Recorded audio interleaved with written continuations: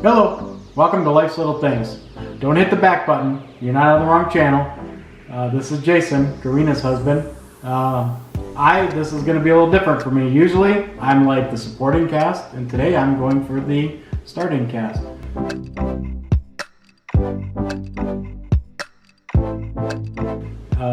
So I was tagged by Andy, who is married to Shelly from the channel Simply Shelly, to do a homeschool dad challenge. So there's 10 questions that have been posed to us homeschool dads, and just kind of talking about our experience. So the first question is, how long has your family been homeschooling? So for us, that's a little different. We actually are done homeschooling, but we homeschooled for 8 years. Justin was going into 6th grade and Timothy was going into 4th. And at that point, that's when we decided to pull them out. And then we homeschooled both of them until they graduated high school. Question number 2 is, whose idea was it to homeschool your children? Mine or my wife's? It actually was mine. We weren't very happy with the school system we were in. Karina had been homeschooled herself, and so I thought, why not? She knew what she was doing, and so I, kind of made the suggestion. She was a little hesitant at first, but then once she agreed, we did it, and it seemed to work out right. Question number 3, were you on board with homeschooling at first? Yes, because I'm the one that actually suggested it, thinking we could do it. Number 4, how do you feel about home education now? Personally, for our family, I like the idea that we did it. Some families, they're not cut out to be homeschoolers. And this is going to sound terrible, but some families just don't have the dedication. We were dedicated. We wanted to do the best for our kids. And so that's the route we went, and I think we were successful. Number 5, what is the greatest benefit of homeschooling? So at the time that we were homeschooling our kids, I actually worked shift work. I worked a 12-hour shift, rotating shift, and I was on it was called a 2-3-2 rotation. So the benefit for us was flexibility of schedule. Let's say it was in the middle of January and everybody was in school, and I was off on Monday, Tuesday, was scheduled to work Wednesday, Thursday, and then off Friday, Saturday, Sunday. I could take 2 days of vacation and I could have a whole week off. So what we would do is we would have the boys work ahead, and knowing that we were going to take those days off, and we could go to indoor water parks for the entire week for discounted rates because it's off season, and have the entire place to ourselves. That was really cool working. It really worked well around my shift, and to me, that flexibility was one of the best benefits. One of the greatest disadvantages of homeschooling is the next question, and I would say the lack of information. So there's, you go to different homeschool curriculum websites, and they say, well, this is what we recommend, and you don't always get what you need. So the biggest challenge for us was to know what the boys really needed.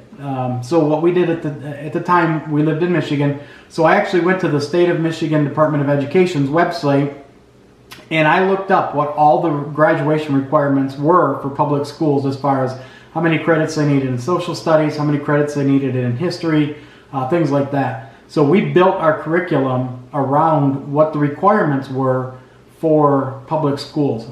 It was a different curriculum than what they received in public school, but we made sure that we got all of the requirements done, so that we had a good, well-rounded curriculum.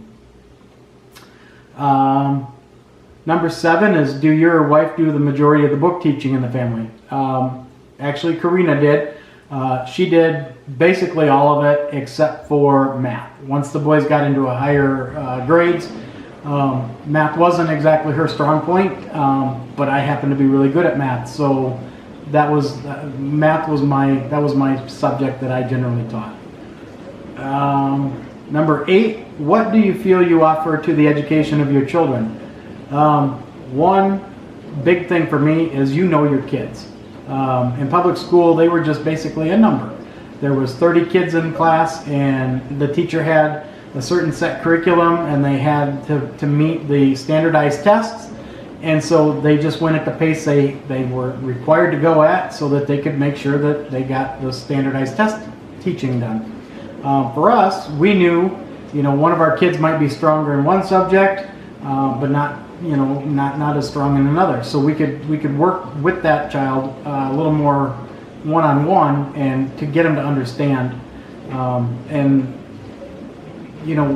talked earlier about the flexibility. If we were having one of our kids were struggling in a certain subject, we could focus an entire day on just that subject until they understood it, and then the next day they would get caught back up in the other subjects they may not have done that day, and then get back on track. We actually used a software-based program, and so when we were getting ready to start the school year, we would go into a calendar. It had a built-in calendar, and we would say, okay, we're starting this date, we're ending this date, and we're taking these days as vacation days, spring break, things like that. And then we would hit assign, and it would assign the entire curriculum for that particular subject. There was no, we're going through 3/4 of the book, we're going through halfway of the book. It assigned the entire book. And so they knew every day what they were doing the next day and what they were doing, 3 days from now. And so when they got energetic, they could actually work ahead and start getting some days built ahead, and they could take a snow day if they wanted it, anytime they wanted, as long as they knew they were caught up and they were ahead, they were good to go. Number 9, how do you feel about the idea that homeschoolers are not socialized? And I'm going to say that depends on the family. There are some families that choose to not allow their kids to be in sports or extracurricular activities, and they don't get a lot of socialization. Our situation was a little different. My boys have always gotten along well with adults, and my co-workers at my old plant, they adored my boys. They would come in on the nights and weekends occasionally and visit and hang out, and they've done really well socializing. They've got friends from all over the country that they've met, and they have no issue talking to strangers or working out in the public. They have no problem dealing with that. Number 10 is the last question, and it is: what 2 pieces of advice would you offer to dads whose wives have mentioned homeschooling, but they're not quite sure? The first thing I would say is believe in yourself. You may not feel that you're smart enough or educated enough to teach your children. When you purchase a curriculum, there are resources out there to help you. The one we used, there was 24-hour hotlines that if we needed help in a certain subject, we could call it. They had technicians on the other line, the other end of the line, that they could walk you through it, and they give you, they would give you examples on how to, give the instruction on the that particular subject that they're trying to learn. And so the second piece of advice I would give is try it. We gave our boys the opportunity every year. We didn't pull them out for any reason other than we weren't happy with our school system at the time. So every year we gave them the opportunity of continuing homeschooling or going back to public school. Every year they chose to stay with homeschooling. And if you think that it might hinder your child's education, I'm not bragging, but both of my boys, or our boys, they're both on the dean's list at college. Justin is about ready to have his associate's degree in human resources, and he's transferring to a university to get his bachelor's. And Timothy is getting fairly close to getting his associate's in computer engineering.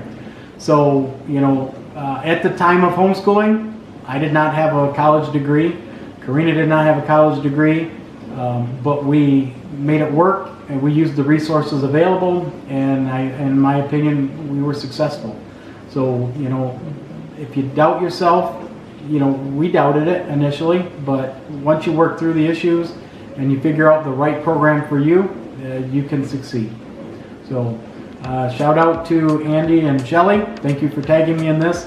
And I honestly don't know any homeschool dads on YouTube, so if you are a homeschool dad and you watch this video, please please go ahead and do this challenge. The questions will be below. So, thank you, and bye.